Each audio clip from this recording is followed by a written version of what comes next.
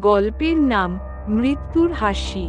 বৃষ্টির রাত, চারপাশ নিস্তব্ধ, কেবল বজ্রের গর্জন আর বৃষ্টির টুপটাপ শব্দ। ঢাকা শহরের এক পুরনো এলাকার একতলা বাড়িতে একা থাকতেন অরূপ, পেশায় একজন লেখক। ভৌতিক গল্প লিখতেই ছিল তার নেশা। কিন্তু আজ রাতটা যেন অন্যরকম। মনে হচ্ছিল কেউ তার বাড়ির বাইরে দাঁড়িয়ে তাকিয়ে আছে।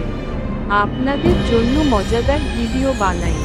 কমেন্ট করুন ভিডিও কেমন লাগে আর সাবস্ক্রাইব করুন। রাত 12টা বাজতেই টেলিফোনটা বেজে উঠল। অরূপ ফোন তুলতেই কানে এলো এক অদ্ভুত হাসি, মানুষের মতো, তবু যেন কিছু একটা নেই ঠিকঠাক।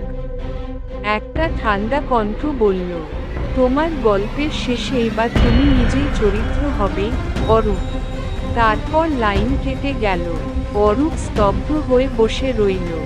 সে জানে কেউ মজা করছে না, কারণ এই হাসিটা সে আগে শুনেছে তারই এক পুরনো গল্পে, যেটা সে কখনো প্রকাশ করেনি। পরদিন সকালে অরূপ খুঁজতে লাগলো তার পুরনো খাতা। একটা পাতায় লেখা ছিল, একবার কেউ যদি মৃত্যুর হাসি শুনে ফেলে, তার জীবন আর তার নিজের হাতে থাকে না। সেই হাসি ডেকে আনে মৃত্যুকে।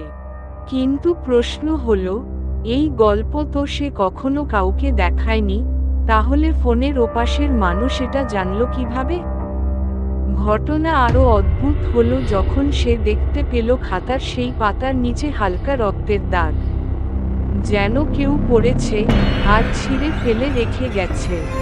রাত যত বাড়তে লাগলো, অরূপের ঘরে ছায়ারা নড়াচড়া করতে লাগলো। দরজার বাইরে পায়ের শব্দ, দেওয়ালে কারো ছায়া, কিন্তু কেউ নেই। হঠাৎ আলো বন্ধ হয়ে গেল। অন্ধকারে কেবল একটা আওয়াজ, তোমার গল্প আমার জীবন হয়ে গেছে, এবার তোমাকেও আসতে হবে। হঠাৎ চোখের সামনে সেই ছায়া, একটা চেহারা, ঠোঁটে বিকৃত হাসি, রক্তমাখা দাঁত, ফাঁকা চোখ। অরূপ চিৎকার করতেই চোখ বন্ধ হয়ে গেল। সকালবেলা প্রতিবেশীরা এসে দেখল দরজা খোলা, ঘর এলোমেলো, আর অরূপের চেয়ারে বসে আছে একটা রক্তমাখা পাণ্ডুলিপি।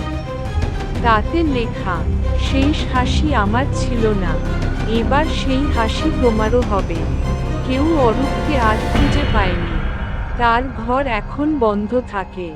মাঝে মাঝে রাতে কাঁচ ভাঙার শব্দ শোনা যায়। আর অদূরে শোনা যায় সেই বিখ্যাত হাসি, মৃত্যুর হাসি। শেষ নয়, কারণ মৃত্যুর হাসি এখনো অনেকে শুনেনি।